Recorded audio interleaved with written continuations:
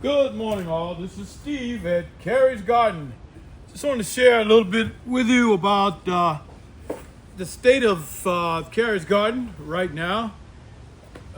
We underwent quite a bit of a storm during Hurricane Helene, and also we had a little flood water, quite a bit of flood water, to come through and unfortunately wiped the entire crop out.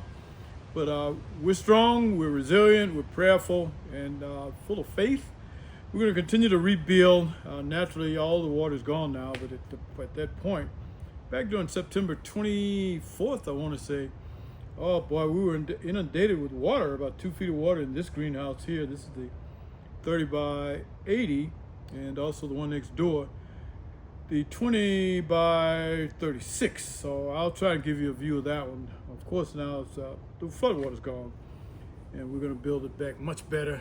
As you know, we've already started. We've now decided to place grow tables on top of cinder blocks, you'll notice, and I'll try and walk and give you a close-up.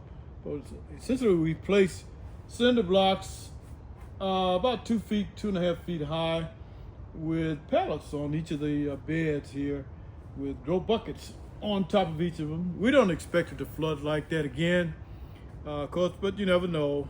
And through faith, of course, it won't happen. But if it does, we do have elevated grow tables here now.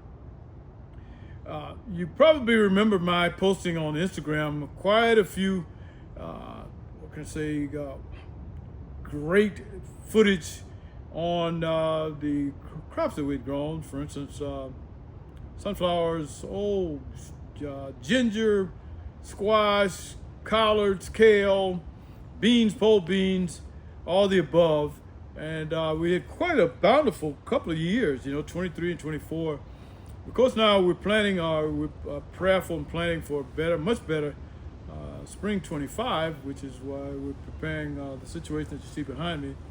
So I'm going to walk around, forgive me, with the camera to give you an idea of where we are. You'll note the tables that I mentioned. There's mesh wire on each of them to sort of balance the weight of those grow bags, buckets, and so on that we have on top. Okay, and we're going to completely fill this greenhouse up, a high tunnel up, with nothing but tables, grow pallets, if you will, with vegetation on each of them, and it being a 30 by 80 foot high tower, we're going to be able to get quite a bit in here. We've got tons of mulch out there on the outside. I'll probably give you a view of that in a second here. Naturally we go black cow, 10-10-10, vermiculite, etc., and in preparing or amending the soil and so on. And I'm going to walk out front just a sec here, try to be as expedient as I can, and show you some of the things that we've done since, about 3 weeks ago, when we were inundated with water. That's my daughter, Carrie's Garden. There is tons of mulch out there that you might be able to make out on this video. Tons of mulch. That's soil from Soil 3. We've purchased quite a bit from them, and hopefully we'll continue to do so. But there's the mulch. I'm not sure if you can make that out, but I'll walk a little bit closer so you might get a view of it. And again, this is Steve at Carrie's Garden, as we've posted quite a bit during the last couple of years, but certainly not, with content of such, which I'm posting now, after the flood. But we're going to continue to grow, be good stewards of this land, and we're optimistic. We're prayerful, and we're faithful in knowing that God is good. And what the saying is in Romans 8:28, all things work for the good for those who love the Lord. And let's see, back to where it was, those buckets and so on. That entire area right there was pretty much washed out. If you remember, there's tons of peppers, garlic, watermelons, corn, sweet potatoes, etc. But as I shared a moment ago, I'm going to give you a look inside this smaller high tunnel. That's a 20 by 36. and of course the larger one there that we just came out of.